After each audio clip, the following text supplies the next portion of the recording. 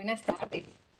Esperando que hayan tenido un buen almuerzo en nombre de todo el Comité Regional de la CIER para Centroamérica y el Caribe, SECACIER. Darles la bienvenida a esta conferencia virtual Python para sistemas de potencia desde datos y simulaciones hasta nuevas perspectivas. Ustedes saben que desde hace varios meses estamos implementando tratar de siempre que tenemos una actividad, sea presencial o sea virtual, tratar de que los expertos invitados en esas actividades pasen por esta plataforma del conocimiento, por lo que son estos webinars, estas conferencias cortas de actualización. Y precisamente con esta actividad del día de hoy, pues hemos invitado al instructor que tiene a su cargo el curso de Python que estaremos realizando en mayo. Para esta conferencia, pues estaremos dando pinceladas sobre precisamente cómo Python puede utilizarse para la simulación de sistemas de potencia, el análisis de datos, el control y monitoreo en tiempo real y el análisis de fallas. También conoceremos un poco de las diferentes librerías y herramientas disponibles para trabajar con Python en esta área. Esperamos que al final de esta conferencia puedan tener una mejor comprensión de cómo Python puede ser utilizado para mejorar la eficiencia, la confiabilidad y la seguridad de los sistemas de potencia. Desde ya quiero agradecer a nuestro invitado, quien impartirá su experiencia en el tema y conocimientos con nosotros, e igualmente agradecerles a todos ustedes por estar presente el día de hoy en esta tarde un poco calurosa para acá, para República Dominicana. Para aquellos que no conocen al instructor, aunque sé que la mayoría de ustedes lo conocen, pues acá me permito comentar un poco de quién es nuestro invitado. El ingeniero Francisco Escobar Prado es ingeniero electricista con énfasis en sistemas de energía y profesor en la Escuela de Ingeniería Eléctrica de la Universidad de Costa Rica. Trabaja en proyectos de investigación sobre la estabilidad y el control de los sistemas eléctricos de potencia y la simulación de redes con alta penetración de recursos energéticos distribuidos. Tareas recurrentes en sus proyectos han sido la programación de métodos numéricos, la optimización y el análisis de macrodatos. Ha publicado artículos científicos en revistas internacionales y se ha desempeñado ocasionalmente como revisor. Además de su experiencia como profesor universitario, el ingeniero Escobar ha impartido cursos de actualización profesional a nivel internacional sobre el uso de Python para estudios de sistemas de potencia.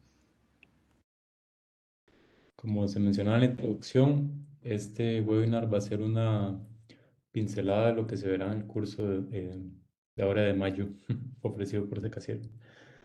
Muy bien.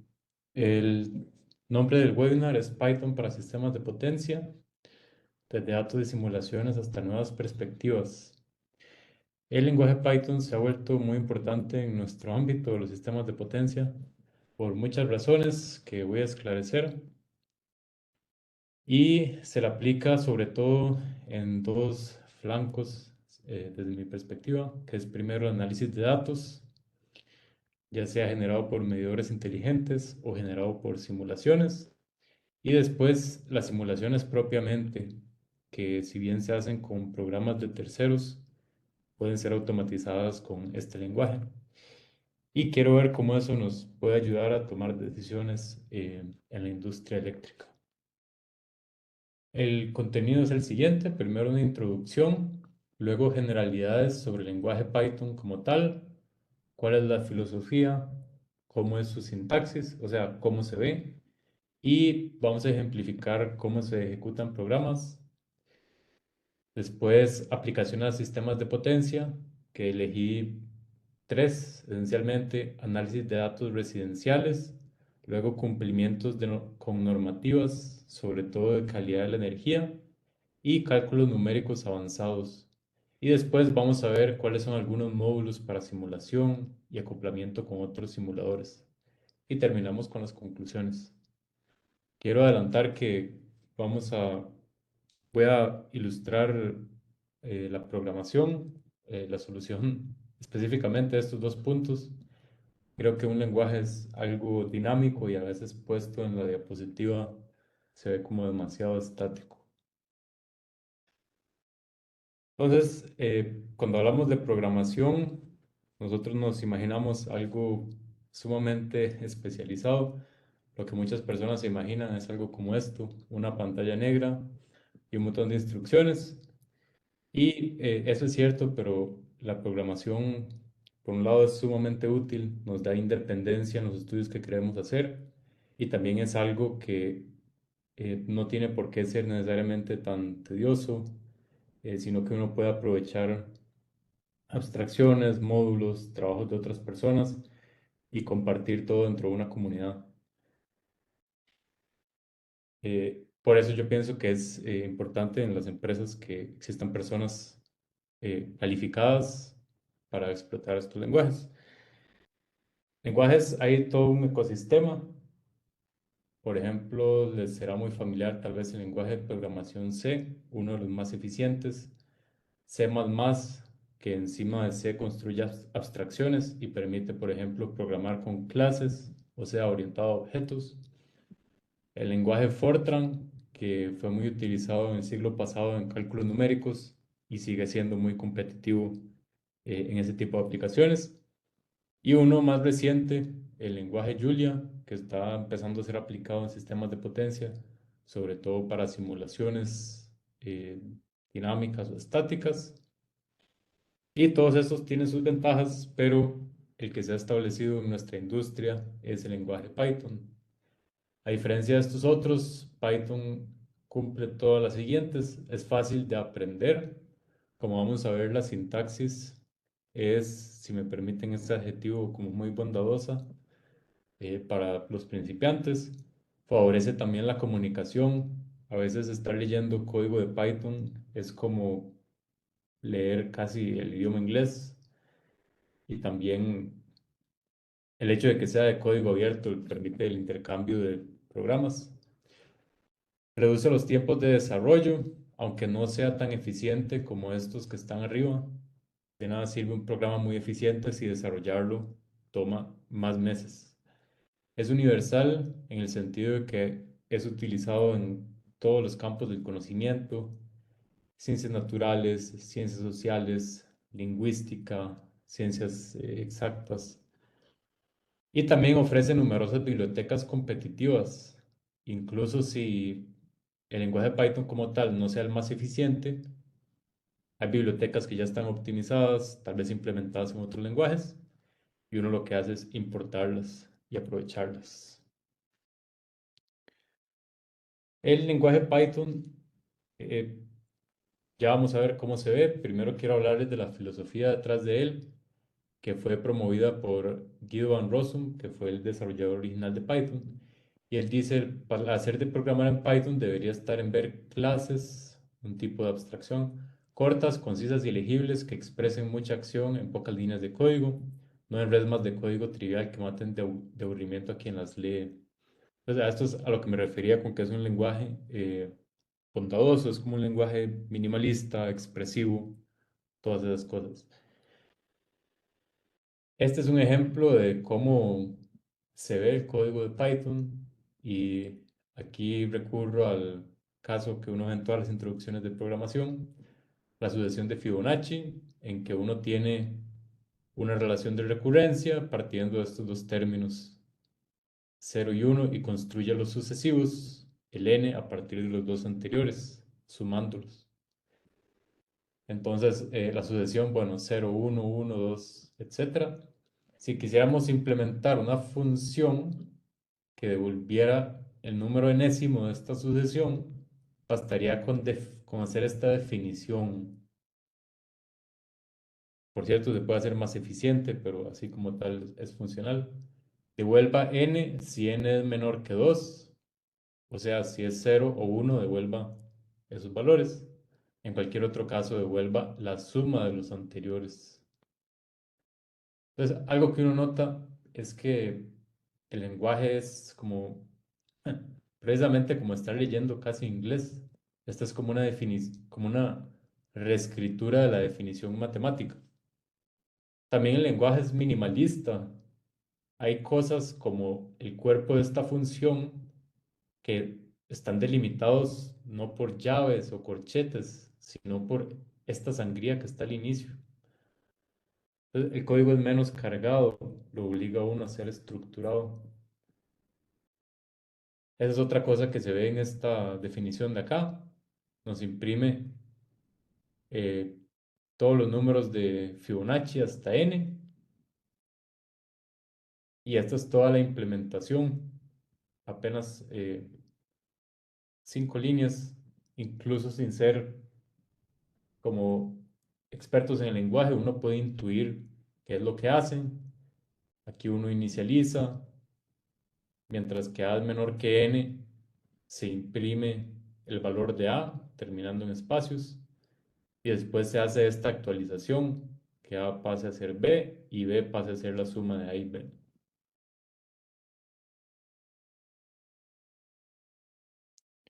Entonces, a esto es lo que me refería con el hecho de que sea un lenguaje minimalista.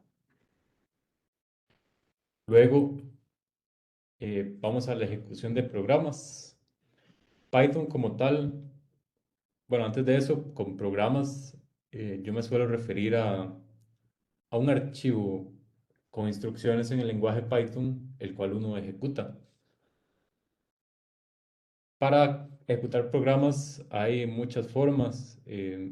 No está asociado a un software particular, digamos, o a un editor de texto, sino que simplemente debe estar escrito siguiendo ciertas reglas de sintaxis y ejecutarse con un ejecutable, valga la redundancia, provisto por la Python Software Foundation. Entonces lo que yo voy a mostrar es apenas una de tantas posibilidades de ejecutarlo. Y esa posibilidad es la conocida como Spider, que deberían estar viendo en este momento.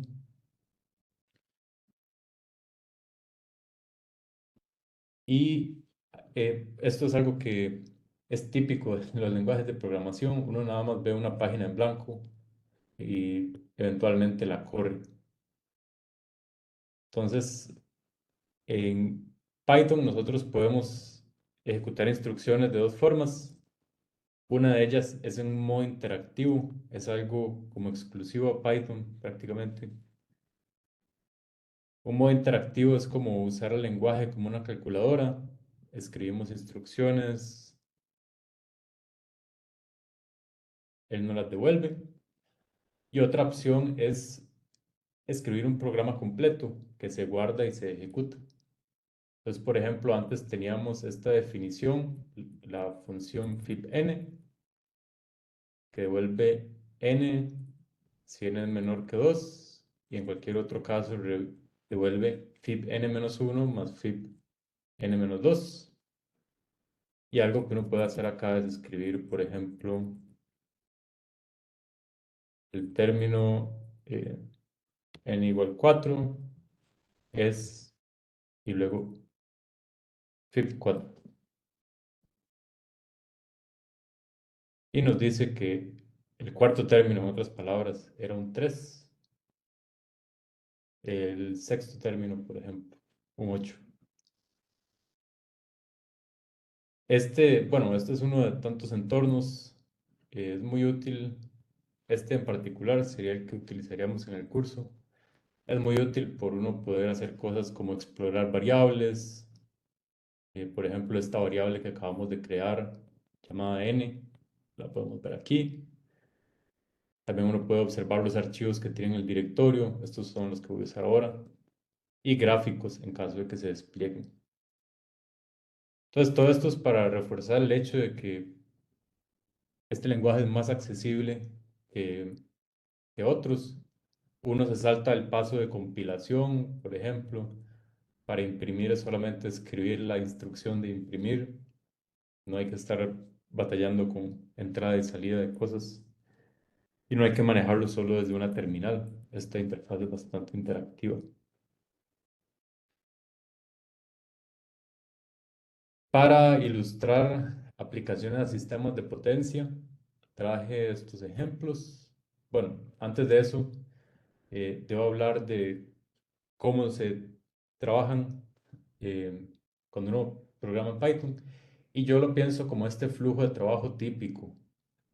Nosotros en los programas tenemos siempre una entrada que son datos o ya sea mediciones, información para simulaciones, guardados en toda clase de archivos, ya sean legibles por máquina como TXT o CSV, documentos PDF, tablas de Excel. Eso nosotros se lo ingresamos al programa, guardado generalmente con esta extensión .py. Y lo que sucede en el programa es como una coreografía entre instrucciones que uno escribe y módulos de otras personas y también programas que ni siquiera están en Python. Por ejemplo, simuladores o archivos o información georreferenciada. Y finalmente uno produce una salida, que esa salida es la que nos interesa al momento de tomar decisiones, que son esencialmente los mismos tipos de antes, incluyendo visualizaciones. Esto es lo que uno incluye, digamos, en reportes eh, sobre la red, sobre los clientes. Nosotros en lenguajes de programación trabajamos con datos, es una palabra que ya mencioné, y antes de ver los ejemplos es muy claro, es muy importante tener claro qué entendemos por datos. En la informática es como un concepto bien, eh, digamos, rígido, reduccionista, y decimos un dato es simplemente una información dispuesta de manera adecuada para su tratamiento por una computadora. Y en Python nosotros almacenamos datos de distinta naturaleza y se ofrecen tres tipos de datos elementales: numéricos, como los enteros, coma flotante, complejos; alfanuméricos o cadenas de caracteres, como por ejemplo estas de acá; y por último los lógicos o booleanos, que pueden tener dos valores, true o false. Siempre que trabajamos con Python, sea cual sea la aplicación, estos son como nuestros bloques de construcción. Eso es todo lo que existe en el programa, por lo menos al nivel más elemental. A partir de esos bloques de construcción, nosotros queremos crear cierto orden. Si tenemos muchos datos, queremos ordenarlos. Y eso lo hacemos con las llamadas estructuras de datos. Estas también las voy a utilizar en la breve demostración de ahora. Pero basta con saber que las estructuras de datos pueden ser secuenciales o no secuenciales. Las secuenciales son aquellas que me preservan cierto orden, como las listas que se ven así cuando uno las ingresa, o las tuplas, que en apariencia es como utilizar solamente paréntesis redondos. Luego hay estructuras no secuenciales que no tienen un orden, pero que igual son útiles. Las menciono para que las conozcan, que son los diccionarios, me asocian llaves a valores, y los conjuntos, que son como los conjuntos de la matemática, simplemente una colección de elementos. Entonces, vamos a empezar con algunos ejemplos prácticos. El primero es análisis de datos residenciales y suponer que queremos hacer una visualización. Y aquí yo tengo un archivo demanda.csv que contiene mediciones residenciales para un año. El formato de este archivo es el mostrado acá, aunque él se extiende por más líneas. Tiene un encabezado que me dice fecha y hora la primera columna, kilowatt cada hora en la segunda, y así sucesivamente. Y una pregunta que yo me puedo hacer es cómo lucen esos datos y cómo se pueden crear visualizaciones que los sinteticen. Ese es eh, el primer paso en muchos análisis, si quiera hacer una exploración. Entonces vamos a ilustrar cómo se haría eso en el lenguaje. Si no entienden todos los detalles, no es tan importante. Eso lo que quiero es transmitir como una idea general. Y este archivo demanda.csv yo lo tengo en el mismo directorio donde voy a trabajar y son estos datos de acá. Los datos llegan hasta el 31 de diciembre a las 24 horas. A mí concretamente me va a interesar esta electricidad en kilowatt, que sería entonces la segunda columna.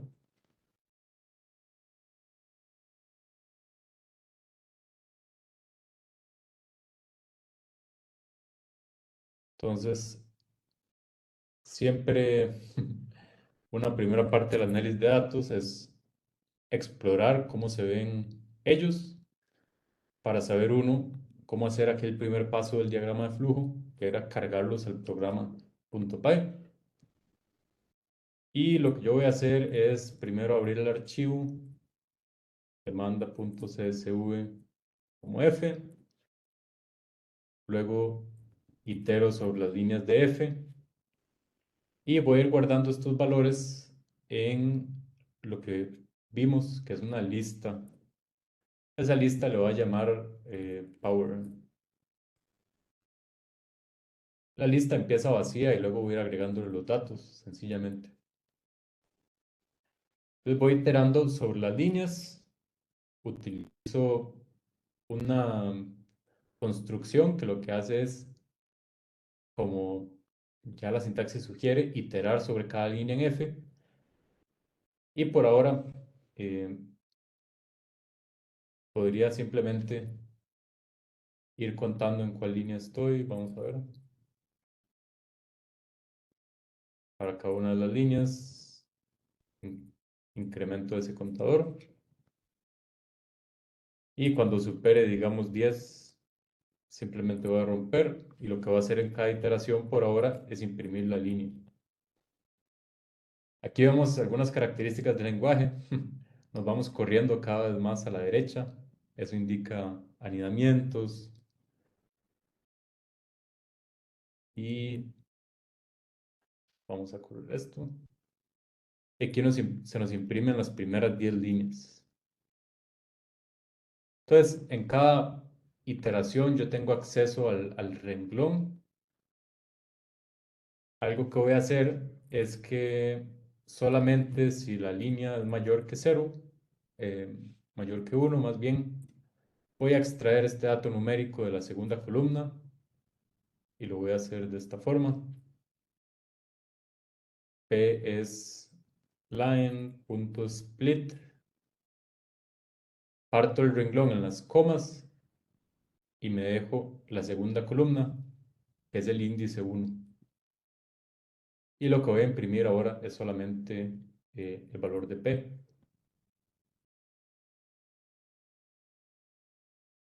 Entonces, efectivamente ya extraje estos datos y el break y el print eran solamente demostrativos.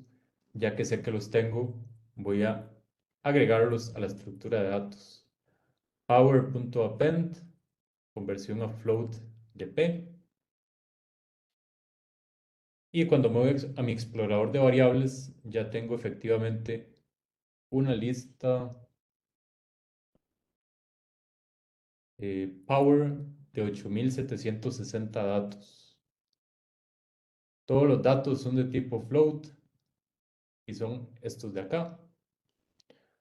Una vez que esto está cargado en mi programa, yo puedo hacer las visualizaciones que guste. Voy a cerrar este panel.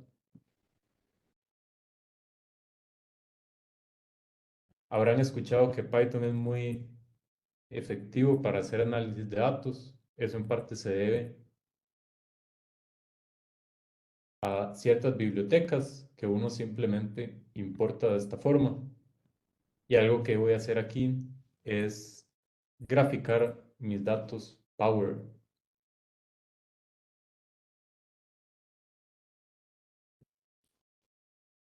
Y los gráficos me aparecen en este lugar.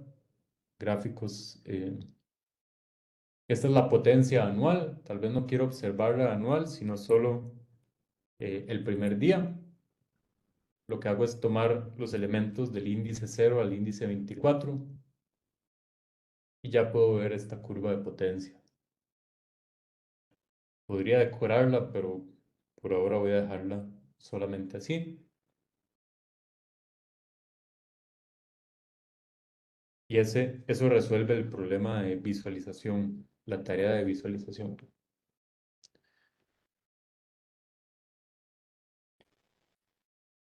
Ahora puedo hacerme una pregunta de otra naturaleza, yendo un poco más allá. Se tienen las siguientes mediciones de potencia demandada en una residencia, son las que acabamos de... Y nos podemos preguntar cuál es la energía consumida en ese periodo en kilowatt hora. Aquí hay diferentes formas de aproximarlo. Esa sería esencialmente calcular el área bajo esa curva de consumo. Y una forma sencilla de aproximar esa área, que es integrar la potencia, es simplemente multiplicar la potencia por el intervalo que hay entre cada medición. En otras palabras, aproximar la integral eh, de forma rectangular. Y eso es algo que podemos implementar de forma directa con las herramientas que nos da el lenguaje.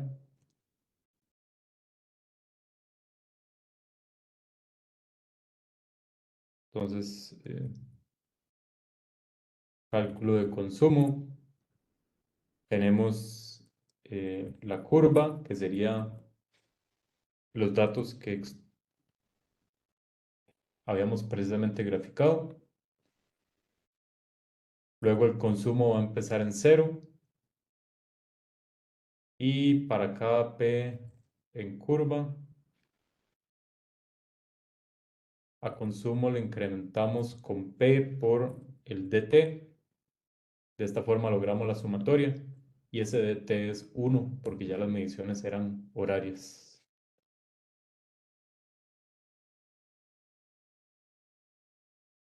Y aquí nos sale que el consumo es de 25.6 kilowatt. Esto podrá parecer tal vez eh, no tan ventajoso, sino como algo que se puede hacer en otros programas, pero el poder de Python aparece en la facilidad con que uno puede, por ejemplo, empotrar este cálculo en un bucle que me haga eso miles de veces o combinarlo con otras abstracciones. Eso es lo que lo hace más potente que una herramienta como por ejemplo Microsoft Excel, que es poderosa, pero en mi opinión menos flexible también.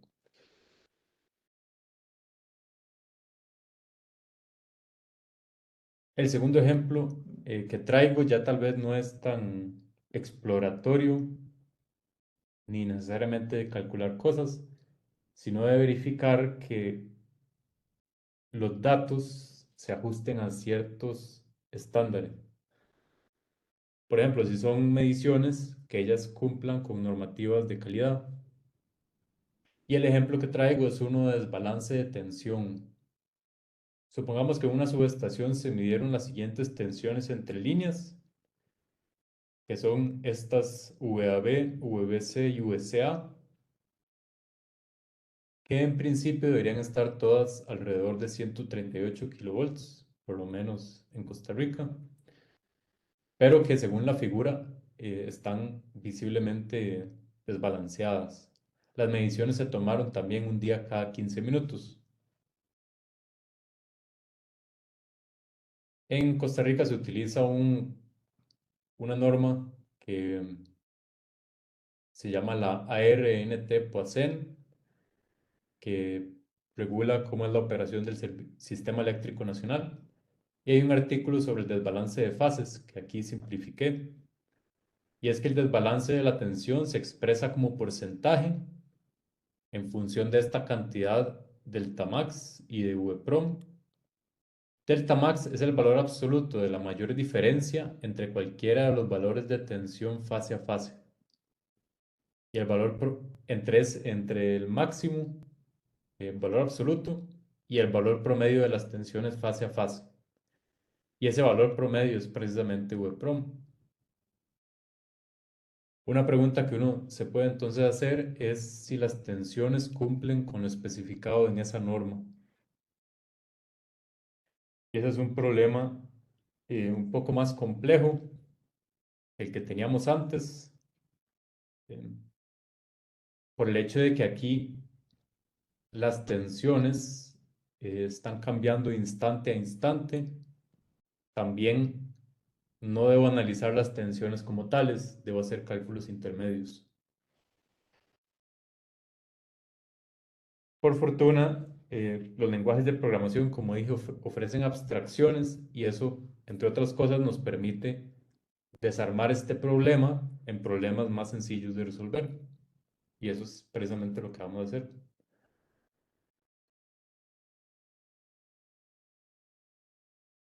Eso lo vamos a trabajar en cumplimiento de normativa y vamos a empezar cargando los datos de entrada.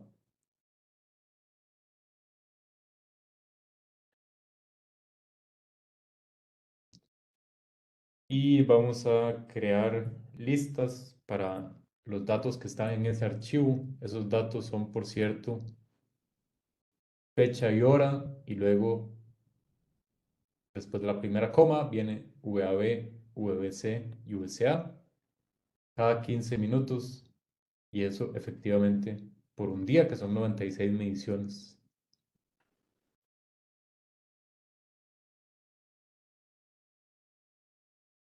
Vamos a ver.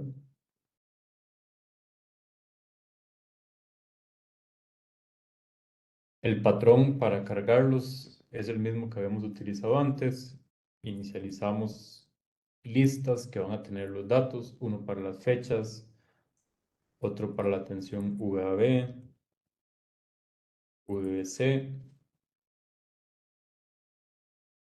otro para VCA. Y luego abrimos los datos. With open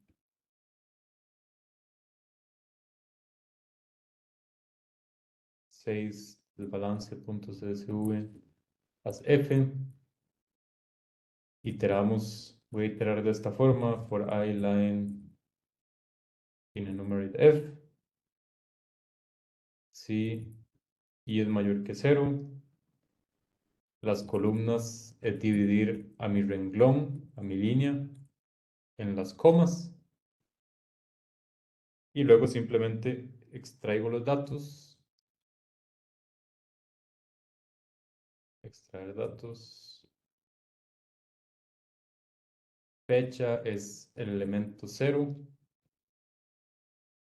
VAB es la conversión a float del elemento 1. Y luego VBC y VCA son los elementos 2 y 3. Luego los guardamos, como decía, en estructuras de datos. VAB.append, VBC.append y VCA.append. VCA. Corriendo esto, ya deberíamos tener en nuestro explorador de variables estas listas. Por ejemplo, esta primera, que es la lista de VAB, tiene 143.395. Es este valor de aquí, 143.301. Y una vez que tengo los datos, quiero hacer el análisis. Y una forma de hacerlo es, como dije, desmembrar el problema. Una forma de hacer eso es con las funciones. Antes se las ilustré con esta sucesión de Fibonacci. Es como un ejercicio más académico, pero el concepto aplica para este problema. Voy a definir una función que se llame desbalance, que recibe las tensiones VLL1, VLL2 y VLL3. El promedio, para eso uso una variable, es ULL1 más ULL2 entre 3. Luego calculo los deltas que me decía la norma.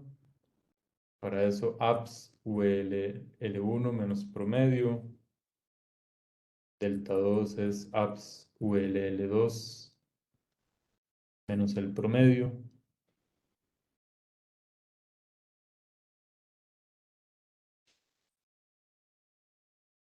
Y ULL3 menos el promedio.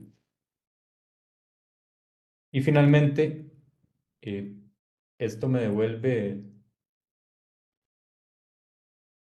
la fórmula que decía la norma, que es 100 multiplicado por el máximo entre delta 1, delta 2, delta 3, y eso dividido entre el promedio.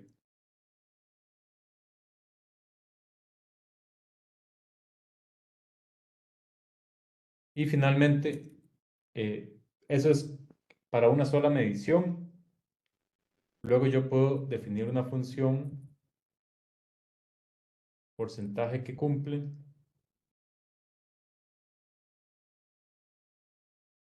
que reciba a VAB, VBC, VCA.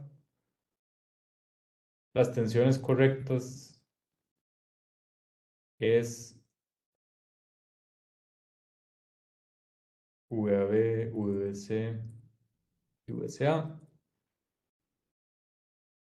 Son las mediciones individuales, en otras palabras, puestas como en una tupla que se le llama para cada VAB, VBC y VCA en estas tres listas que la función recibe como argumentos.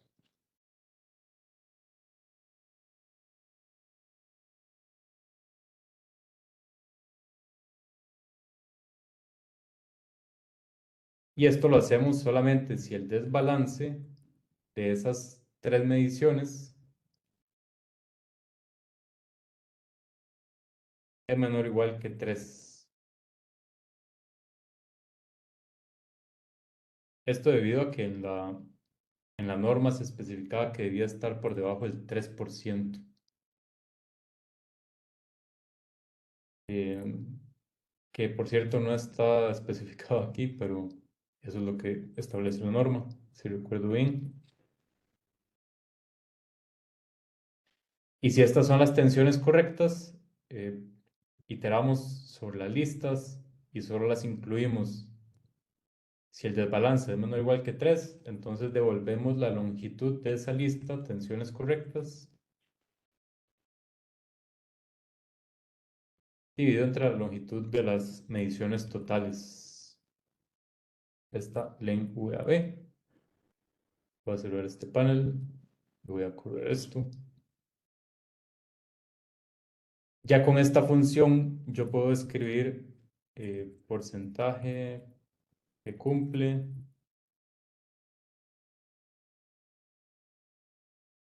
y me dice que el 73.95% de las mediciones está menor o igual que 3. El resto está entonces por encima.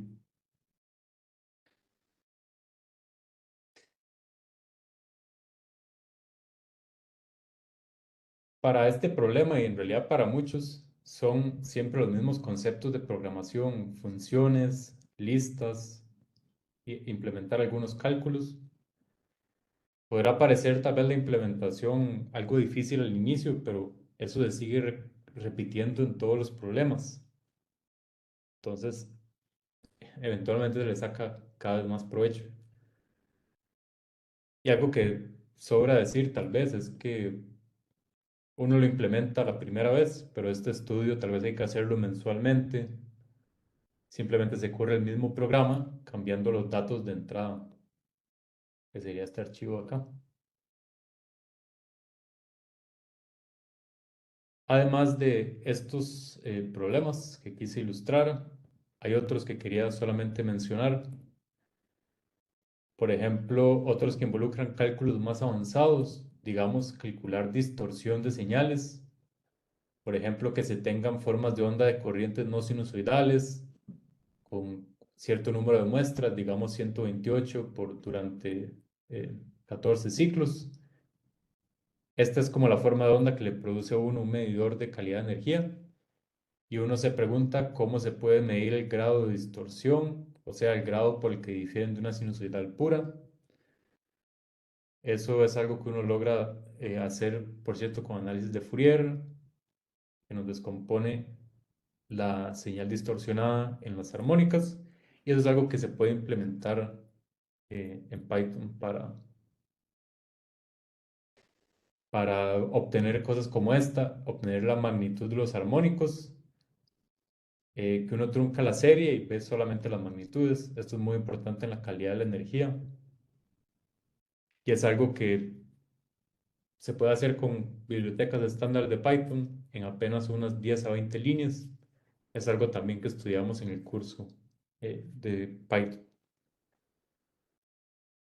Uno podría extrapolar eso ya cuando lo tenga y verificar, por ejemplo, conformidad con la otra norma que utilizamos en Costa Rica, ARNT-SUCAL, que trata sobre corrientes armónicas y de forma simplificada define la tasa de distorsión total de la corriente o TDD como esta sumatoria de los primeros 20 armónicos del 2 al 20, raíz cuadrada de eso, y dividido entre un factor que depende de la corriente demandada durante el periodo de duración.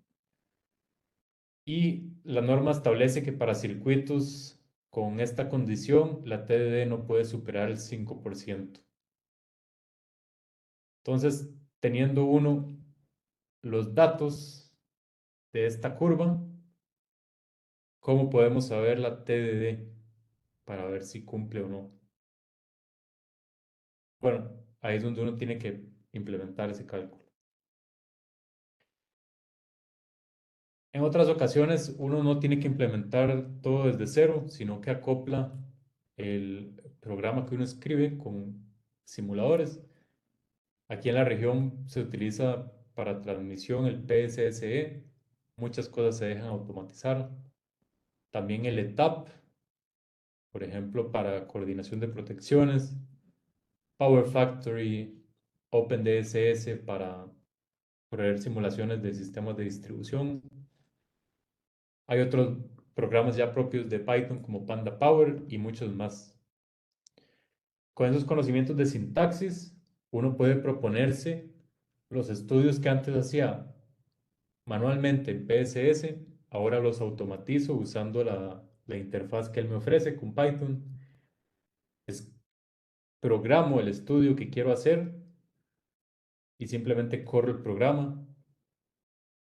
De paso me queda con una memoria de cálculo, es menos propenso a errores porque ya no hay que ir haciendo clic en todas las opciones y es más reutilizable. Por cierto, algo que no quería dejar pasar es el hecho de que hay en Python como tal ya simuladores bastante potentes. No hay que necesariamente irse a uno de terceros. Este es uno al que yo le he estado dando mucha atención recientemente, que es Panda Power. Le permite a uno calcular flujos de potencia trifásicos, eso sí, pero no hay limitaciones en cantidad de barras. Se pueden hacer visualizaciones, trabajar con información geográfica. Tiene bibliotecas de conductores, eh, de transformadores, de geometrías de línea, todo eso. Y solo a manera de conclusión, en el ámbito de los sistemas de potencia, Python se destaca por ser fácil de utilizar.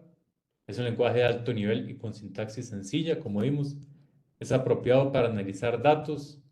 Los sistemas de potencia generan datos que demandan procesamiento, análisis y visualización. Pensemos en los datos de medidores inteligentes, que son cada vez más voluminosos. Y para estos podemos utilizar bibliotecas que nos facilitan mucho el trabajo. Matplotlib, que vimos ahora, y otras como NumPy y Pandas. Es poderoso para cálculos numéricos. NumPy y SciPy permiten implementar simulaciones y algoritmos de control.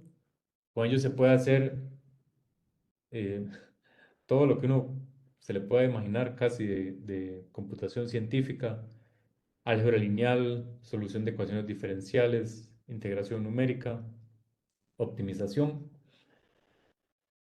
También es apropiado este lenguaje para aprendizaje automático.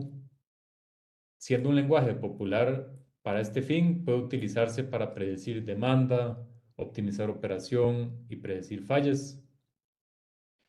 Y también es abierto y con una amplia comunidad y eso favorece el intercambio de información entre organizaciones.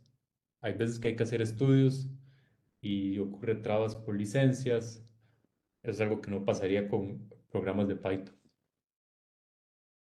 Y con esto llegaríamos al final de la exposición. Yo pasaría ahora a responder preguntas que voy a verlas en el chat. Y también, bueno, no estoy tan familiarizado con la plataforma, pero supongo que se podrá levantar la mano. Si no, con mucho gusto la escriben en el chat.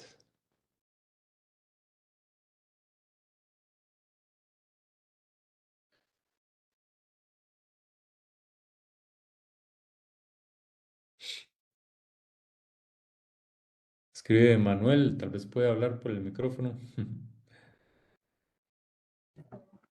Buenas tardes, ingeniero. Saludos. Solo quería consultar el nombre de la librería que dijo de flujos de potencia, que no lo pude apuntar. Sí, la voy a escribir en el chat que se llama Panda Power. Es un módulo para, como dije, calcular flujos de potencia eh, en corriente alterna, balanceados, y pueden ser ya sea flujo de potencia convencional, flujos de potencia óptimos, se pueden simular elementos de C, análisis de contingencias. Es bastante robusta y está basada en un módulo para análisis de datos que se llama Pandas. De ahí el nombre.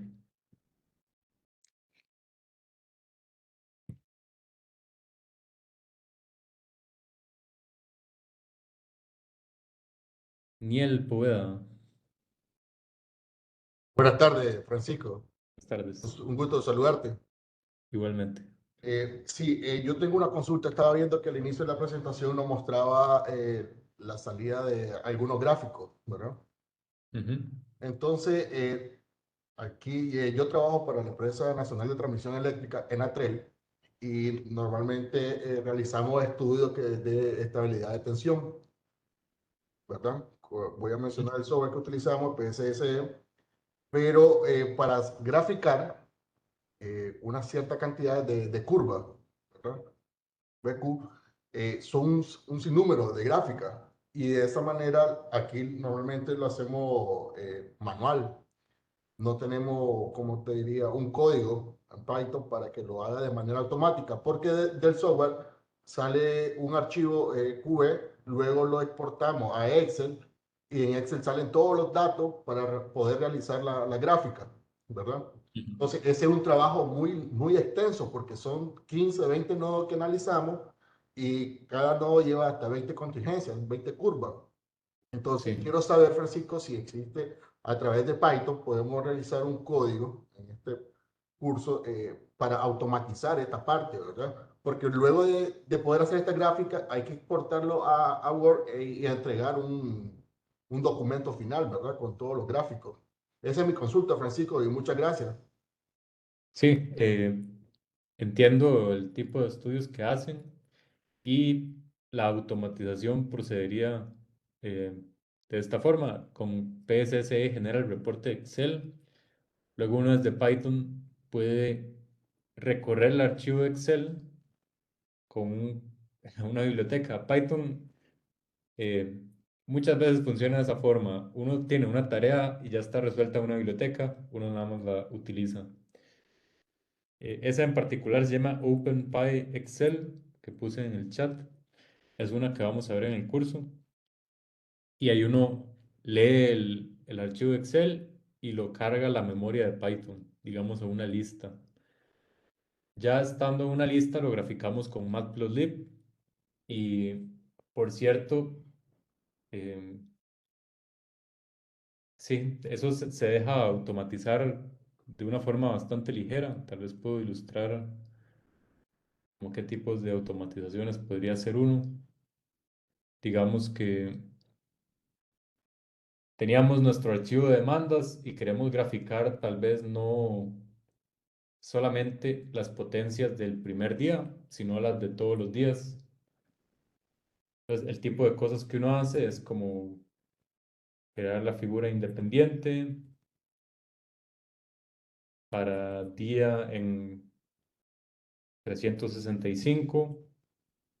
Lo que voy a graficar es dentro de cada iteración la lista de potencias desde día por 24 hasta día por 24 más 1.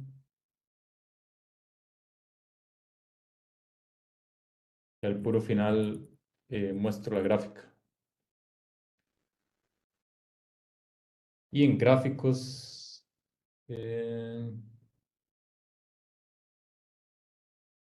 vamos a ver, esto no se ve como, como lo esperaba exactamente.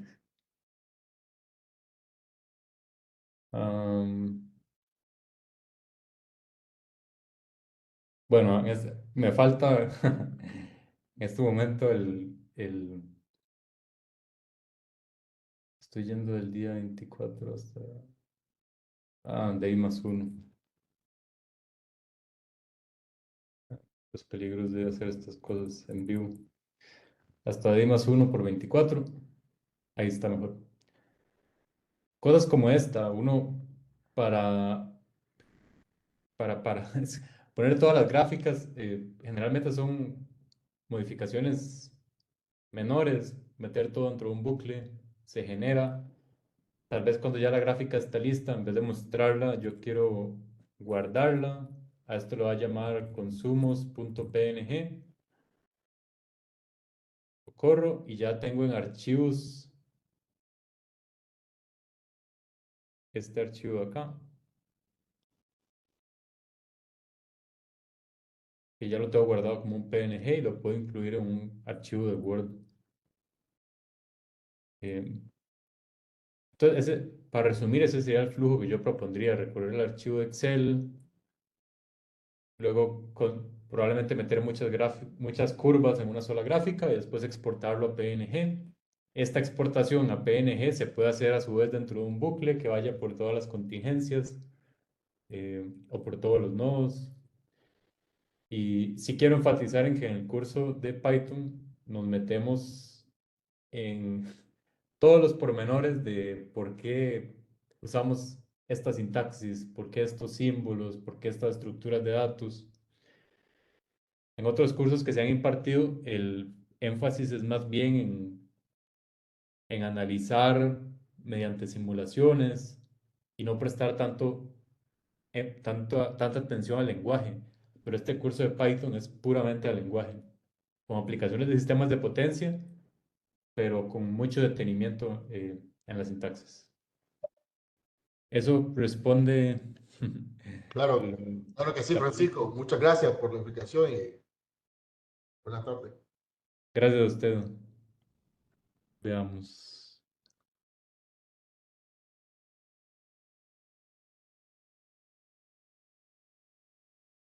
Pues,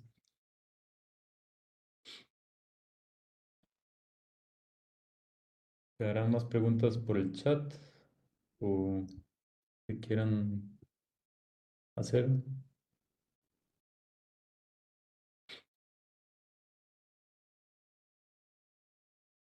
La extensión para la exportación a docs Excel siempre serán las mismas. La extensión quiere decir ese módulo OpenPy Excel, el HADI, sí. Hay varios. Por ejemplo, Pandas permite exportar a Excel también y otros módulos. NumPy puede ser que también. Lo que OpenPy Excel tiene es un completo control sobre exactamente en cuál celda yo quiero escribir, qué formato le quiero dar, número, fecha, texto, qué color le quiero dar a la celda.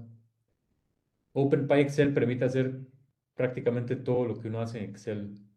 Y la razón por la que la mencioné para ese ejemplo de PSC es que los reportes que él saca con las curvas PV y QV son algo irregulares porque no es como que está desde la columna 1 y la fila 1 y hay una tabla bien ordenada.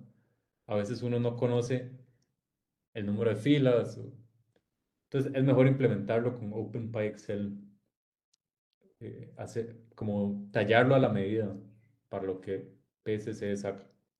Entonces no va a ser siempre la misma, pero esa es la que recomiendo y la que veríamos en el curso.